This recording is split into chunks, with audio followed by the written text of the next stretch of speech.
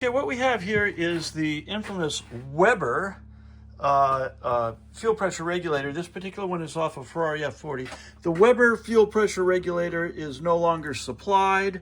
It was also used on, of all things, 2.0 liter Cosworth engines, which were 4 cylinders. This is actually on one bank. This F40 requires 2 of these fuel pressure regulators, and they're just no longer available. What happens to them after a while is the diaphragm atrophies and deteriorates severely, but also the material shrinks underneath what was originally a crimped-on upper washer. What we have done in order to assure the sealing of our new diaphragm material when it is crimped in place on top of this puck, which also has in it a seat for the actual valve. And here is that valve right here, whose polished face meets with the polished, oh, here it is assembled, you can kind of see it, meets with the polished face down there in the bottom. So could you hold the video here real quick? So just to show you here, the spring goes down on top, and then this is the little seat that seats against this polished face right here, and kind of like it lets pressure through. Here's the top hat that sits gently on that. And by the way, this has to be perfectly concentric, otherwise the valve will not seat absolutely correctly. And then the gasket, using the original gasket here, goes on. And then another crimp washer goes on top of that. And originally, metal from this was swedged down to hold it together. Well, that's all good.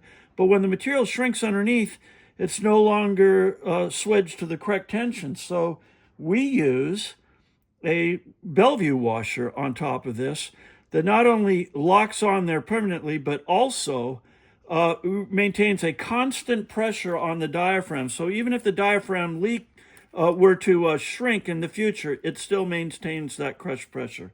I don't have a piece of the diaphragm material here to show you, but be that as it may, we could probably find some and show you. But we use a Buna N nitrile, nylon reinforced black material. There's actually one on the desk. Oh, we have one over here?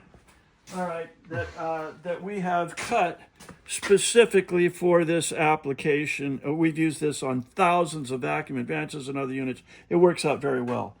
Now, we have this entire assembly now set up in here after removing it and re-crimping the seam. In order to crimp this seam, we had to invent a support that would go onto the base of the unit, captive it to make it absolutely concentric, set this in the vise in such a way that we could re-crimp this collar around the outside.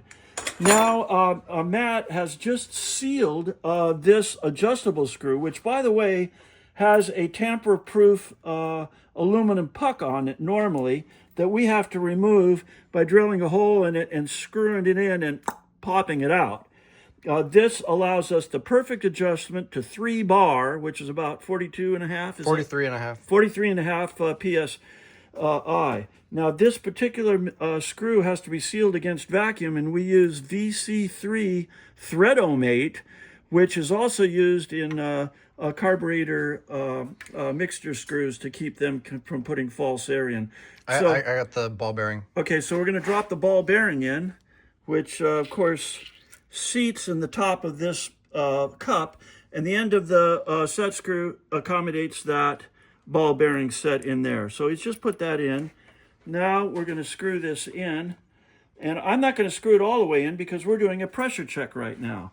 So what we have here is real gasoline, the best way to test it.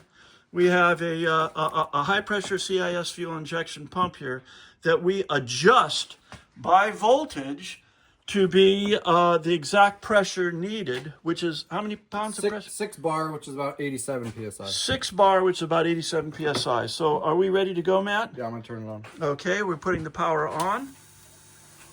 Pump is engaged. And now we're carefully looking at our pressure gauge, and we're at about 42 right now.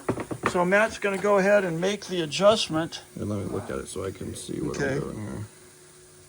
Now he has to screw that thread locker down into it until he engages the ball bearing.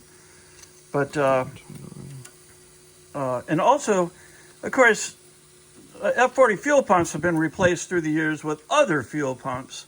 So as soon as he's done with this adjustment, we're going to double check the raw fuel pressure going into this from our electric CIS fuel injection pump that we're just using as a generic. Starting to move. Okay. So Matt's going to get it to 43.5 pounds. Which is pretty darn close to that. All right.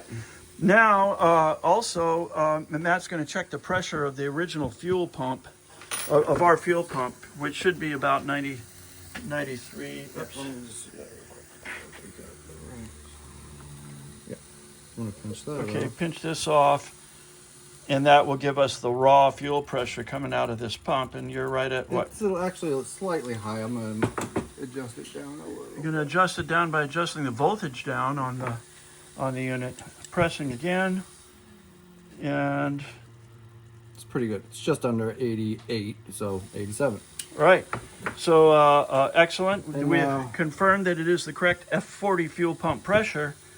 And we are still at about 3 bar, just under 44 psi. Okay, and then finally, Matt, we're going to put the vacuum on here because when the intake manifold pressure on the vehicle increases, we're more at an idle position, which is less fuel pressure. And go ahead, Matt. And you can see that as we... So right now I'm at 20 inches of mercury. And you can see that the pressure here is decreased by about 10 psi, which is what we want it to do. Right, because it's calibrated at 3 bar for full output when you got the pedal to the metal. And when you're sitting here at idle with a high manifold vacuum, you want less pressure. And that's exactly what it did. And exactly how the one that we had just done before this had progressed. Now, I have to say, this was a pain in the A to get operating properly. The spring in it, we had to adjust the height of the spring by grinding off the top of it just a tiny amount. We experimented by changing the amount of pressure applied to it by this top hat right here. And we had to polish the seat and to get it to get positive pressure proper. On and on and on. This was no kid's game, but now it's perfect. Thank you for watching our extended video, and we're off to the races.